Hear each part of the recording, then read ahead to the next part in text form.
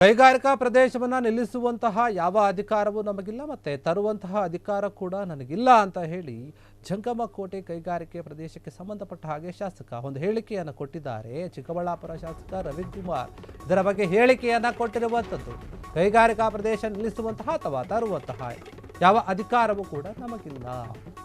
ಜಂಗಮಕೋಟೆ ಕೈಗಾರಿಕೆ ಪ್ರದೇಶಕ್ಕೆ ಸಂಬಂಧಪಟ್ಟಂತೆ ಶಾಸಕ ಹೇಳಿಕೆ ಕೊಟ್ಟಿದ್ದಾರೆ. ಚಿಕ್ಕಬಳ್ಳಾಪುರ ಶಾಸಕ ಆಗಿರುವಂತಹ ರವಿಕುಮಾರ್ ಏನಿದ್ದಾರೆ ಅವರು ಈ ಕುರಿತಾಗಿ ಮಾತನಾಡಿರುವಂಥದ್ದು. ಈ ಬಗ್ಗೆ ಉಸ್ತುವಾರಿ ಸಚಿವರು ಮತ್ತು ಕೈಗಾರಿಕಾ ಸಚಿವರು ಕ್ರಮವನ್ನು ತೆಗೆದುಕೊಳ್ಳಬೇಕಾಗಿದೆ. ಸರ್ಕಾರದ ಮಟ್ಟದ ಮಂತ್ರಿಗಳು ಈ ಕೈಗಾರಿಕಾ ಪ್ರದೇಶದ ಹಿಡಿತ ಏನಿದೆ ಅವ್ರಿಗೆ ಜಾಸ್ತಿ ಇದೆ. ಹೀಗಾಗಿ ನನ್ನ ಗುರಿ ಒಂದೇ, ಈ ಭಾಗದ ರೈತರಿಗೆ ತೊಂದರೆ ಆಗಬಾರ್ದು, ಅದೇ ನನ್ನ ಉದ್ದೇಶ. ಈ ಬಗ್ಗೆ ಉಸ್ತುವಾರಿ ಸಚಿವರ ಗಮನಕ್ಕೆ ಕೂಡ ನಾನು ತಂದಿದ್ದೀನಿ. ಅವ್ರಿಗೂ ಈ ಒಂದು ವಿಚಾರವನ್ನು ತಿಳಿಸಿದ್ದೀನಿ, ತೊಂದರೆ ಆಗಬಾರ್ದು ರೈತರಿಗೆ ಅಂತ. ರೈತರಿಗೆ ತೊಂದರೆ ಆಗದ ರೀತಿಯಲ್ಲಿ ಇದನ್ನು ಕೈ ಬಿಡುವಂತೆ ಸಚಿವರ ಗಮನಕ್ಕೆ ತಂದಿದ್ದೇನೆ. ಈಗಾಗಲೇ ರೈತರು ಕೂಡ ಮುಖ್ಯಮಂತ್ರಿಗಳ ಗಮನಕ್ಕೆ ತಂದಿದ್ದಾರೆ. ಹೀಗಾಗಿ ಈ ಒಂದು ವಿಚಾರದ ಬಗ್ಗೆ ಏನು ನಿರ್ಧಾರ ತೆಗೆದುಕೊಳ್ಳುತ್ತಾರೆ ನೋಡಬೇಕು. ಕೈಗಾರಿಕೆ ಪ್ರದೇಶ ಸ್ಥಾಪನೆಯಾದರೆ ನಿರುದ್ಯೋಗ ನಿವಾರಣೆ ಆಗುತ್ತದೆ ನಿಜ, ಆದರೆ ಈ ಭಾಗದಲ್ಲಿ ಹೆಚ್ಚು ರೈತರು ಇದ್ದಾರೆ ಮತ್ತು ಫಲವತ್ತಾದ ಭೂಮಿ ಕೂಡ ಇದೆ, ಅದು ಅವರನ್ನು ಬಿಟ್ಕೊಡೋಕ್ಕೆ ರೆಡಿ ಇಲ್ಲ. ಹಾಗಾಗಿ ರೈತರು ಜಮೀನನ್ನು ಕೈಗಾರಿಕೆಗಳಿಗೆ ನೀಡಲು ಒಪ್ಪುತ್ತಾ ಇಲ್ಲ ಅಂತ ಹೇಳಿ ಶಾಸಕ ಇದರ ಬಗ್ಗೆ ಹೇಳಿಕೆಯನ್ನು ಕೊಟ್ಟಿರುವಂಥದ್ದು. ಕೈಗಾರಿಕಾ ಪ್ರದೇಶವನ್ನು ಸ್ಥಾಪನೆ ಮಾಡೋದ್ರಿಂದ ಸಾಕಷ್ಟು ಉದ್ಯೋಗಗಳು ಸೃಷ್ಟಿಯಾಗುತ್ತೆ ನಿಜ, ಆದರೆ ಆ ಭಾಗದ ರೈತರಿಗೆ ತೊಂದರೆ ಆಗುತ್ತೆ. ಅದು ತೊಂದರೆ ಆಗದ ರೀತಿಯಲ್ಲಿ ನೀವು ಕ್ರಮವನ್ನು ತೆಗೆದುಕೊಳ್ಳಿ ಅಂತ ಉಸ್ತುವಾರಿ ಸಚಿವರಿಗೆ ನಾನು ಮನವಿ ಮಾಡಿದ್ದೀನಿ ಅಂತ ರವಿಕುಮಾರ್ ಹೇಳ್ತಾ ಇದ್ದಾರೆ. ಅದರ ಜೊತೆಗೆ ಖುದ್ದಾಗಿ ರೈತರು ಕೂಡ ಇದರ ಬಗ್ಗೆ ಮುಖ್ಯಮಂತ್ರಿಗಳಿಗೆ ಮನವಿ ಮಾಡಿದ್ದಾರೆ. ಅಲ್ಲಿರುವಂತಹ ರೈತರಿಗೆ ಅವರ ಭೂಮಿಗಳೇನಿದೆ ತುಂಬ ಫಲವತ್ತಾಗಿದೆ ಮತ್ತು ಜಾಸ್ತಿ ಜನ ರೈತರೇ ಇರೋದ್ರಿಂದ ಅವರಿಗೆ ಅದೇ ಆಧಾರ, ಅದನ್ನು ಬಿಟ್ಕೊಡೋಕೆ ಅವರು ಒಪ್ಪುತ್ತಾ ಇಲ್ಲ. ಇದರ ಬಗ್ಗೆ ನಾನು ಮನವಿ ಮಾಡಿದ್ದೀನಿ. ಅಂದರೆ ಯಾವ ರೈತರಿಗೂ ಕೂಡ ತೊಂದರೆ ಆಗದಂತೆ ನೀವು ಕ್ರಮವನ್ನು ತೆಗೆದುಕೊಳ್ಳಿ ಈ ಕೈಗಾರಿಕಾ ಪ್ರದೇಶದ ಒಂದು ವಿಚಾರವಾಗಿ ಅಂತ ರವಿಕುಮಾರ್ ಇದರ ಬಗ್ಗೆ ಹೇಳಿಕೆಯನ್ನು ಕೊಟ್ಟಿರುವಂಥದ್ದು.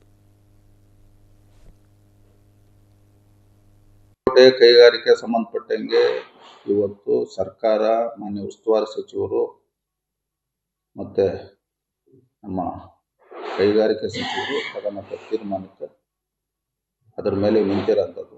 ಕೈಗಾರಿಕೆ ಪ್ರದೇಶ ಸಂಬಂಧಪಟ್ಟಂಗೆ ಇವತ್ತು ಕೈಗಾರಿಕೆ ನಿಲ್ಲಿಸೋಂಥ ಶಕ್ತಿ ಸಹ ನಮಗಿಲ್ಲ, ನಮ್ಮ ಹತ್ರ ಅಧಿಕಾರ ಇಲ್ಲ. ಕೈಗಾರಿಕೆ ತರೋಂಥ ಅಧಿಕಾರ ನಮ್ಮ ಹತ್ರ ಇಲ್ಲ. ಈಗ ಅದೇನಿದ್ರು ಸರ್ಕಾರ ಮಟ್ಟದ ಮಂತ್ರಿಗಳು ಅದಕ್ಕೆ ಸಂಬಂಧಪಟ್ಟಂಗೆ ಇವತ್ತು ನಮ್ಮ ಕೈಗಾರಿಕೆ ಪ್ರದೇಶದ್ದು ಅವರು ಮುಖ್ಯನ ನಡೀತಾ ಇದೆ.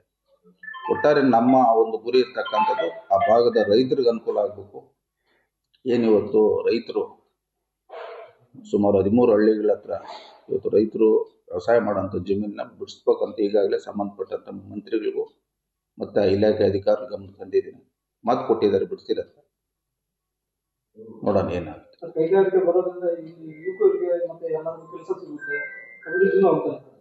ಈಗ ಕೈಗಾರಿಕೆ ಪ್ರದೇಶ ಬರೋದ್ರಿಂದ ನಿರುದ್ಯೋಗ ಸಮಸ್ಯೆ ಬಗೆಹರಿತೈತೆ. ಆದರೆ ಈಗ ರೈತರು ಫಲವತ್ತಾದ ಭೂಮಿ, ಅಲ್ಲಿ ಹೆಚ್ಚಿನ ರೇಷ್ಮೆ ಬೆಳೆಗಳು ಬೆಳೀತಾ ಇದ್ದೀರಿ ಅನ್ನೋವಂಥದ್ದು ಒಂದು ಹೋರಾಟ ಐತೆ.